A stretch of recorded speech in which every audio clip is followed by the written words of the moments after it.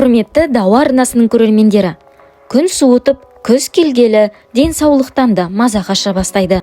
Тұмау тиіп, ыстық көтеріліп, немесе тамақ ауруы пайда бола бастайды. Олардың ішіндегі ең ауыр тиетіні тамақтың ауруы. Тамақ ісініп, тамақ жеуге де, сөйлеуге де мұршаңыз болмай жататын жағдайлар болады. Солардың алдын алу үшін Дауа арнасы сіздерге тамақ ауруын қалай емдеуге болатын жолдарын қарастырды. Алдағы уақытта бұл видеодан көретіндеріңіз үй жағдайында тамағымызды қалай емдеуге болады және де қандай қолжетімді рецептілер бар екенін білетін боласыздар. Үй жағдайында өте қарапайым заттардан тамағымызға ем болатын рецептілер шығаруға болатынына көз жеткізесіздер. Арнамыздан алыстамаңыздар. Лимон. Тамақ ауруының бірден бір емі лимон. Ол ауырғанын басып қана қоймайды, әрі қарай асқынуына жол бермейді. Тамаққа түскен бактерияны, вирусты өлтіріп, тезірек жазылуына ықпал етеді. Ем үшін 2 стақан суды ыдысқа құйып, отқа қоясыз. Ыдысқа тазалап жуылған 1 дана лимон мен 1 ас қасық жебір шөпті саласыз. Жебір шөп дегеніміз тимьян. Бір қайнап шыққан соң лимонды сүзіп алып, сөлін сығып тастаймыз. Қайнаған суды бөлек алып қоямыз. Оған лимон шырыны мен татымына қарай бал қосып, жылы күйінде ішіңіз. Емді күніне бірнеше рет қабылдауға болады. Аталған емдік сусын тамақтың ауырғанын емдейді, ағзаны С дәруменіне байытады, әрі иммундық жүйені нығайтады. Құрметті көрермен, әрі қарай пайдалы ақпаратпен бөліспес бұрын сіздерден арнама тіркеліп өтуді сұраймын. Маған 10 000 оқырман жинауға көмектесуіңізді өтінемін. Жалбыз тікен тамыры. Тамақ ауруына керемет ем болатын екінші әдіс жалбыз тікен тамыры екенін ескеріңіз. Оны дайындау үшін 1 литрлік ыдысқа бөлме температурасындағы тұндырылған су құясыз. Қабатталған дәкеге 2 ас қасық ұнтақталған жалбыз тікен тамырын салып, сұйықтыққа батырыңыз.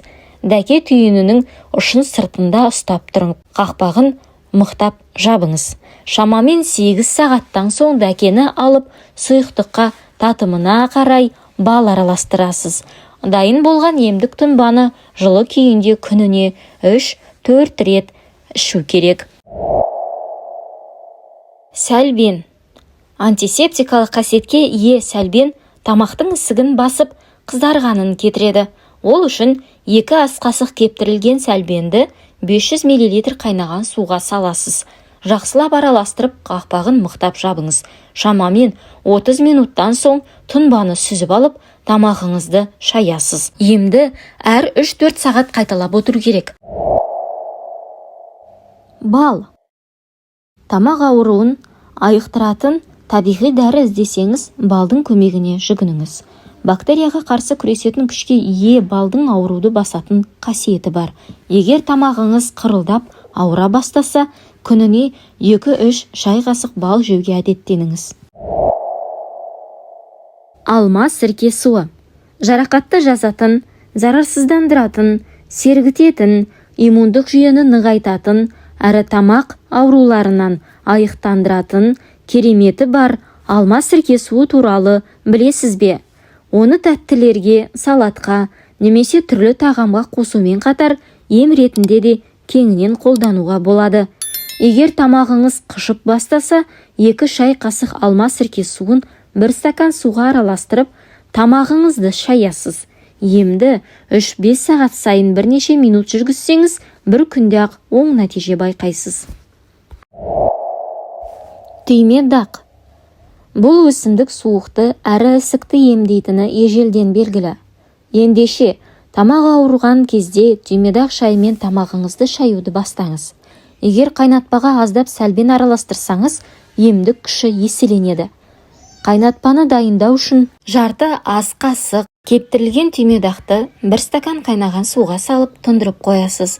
Шамамен 20 минуттан соң дайын болған тұнбаны сүзіп алып, тамағыңызды шайыңыз. 3 рет шайған соң ақ керемет нәтижеге көз жеткізесіз. Жалбыз. Бал қосылған жалбыз тұнбасы тамақтың жыбырлағанын, қышығанын басады. қызарғанын кетіреді әрі ісікті емдейді. Одан бөлек тамақтағы инфекцияны өлтіретін қасиетке ие. Ембік тұнбаны әзірлеу үшін 1 стакан қайнаған суға 1 шай қасық жалбыз жапырағын салып тұндырып қоясыз. Шамамен 10 минуттан соң емдік тұнбаны сүзіп алып, татымына қарай бал қосыңыз. Дайын болған сұйықтықты тәулігіне 5 ретке дейін ішуге болады. Тамақ ауруы ересектерде де, балаларда да жиі кездеседі. Мезгіл таңдамайтын аурудың алдын алу үшін жоғарыда келтірілген емдік заттарды алып, дәрі қобдишаңызға салып қойыңыз. Керек кезінде дайындап алып, ем ретінде қолданасыз. Құрметті көрермен, біздің ұсынған ақпарат сізге пайдалы болса, арнаға тіркелуді ұмытпаңыз. Біздің арнада сіздің өміріңізге, денсаулығыңызға қажетті пайдалы ақпараттар жиынтығы бар. Арнамызға кіріп көрсеңіздер болады. Алдын ала рахмет.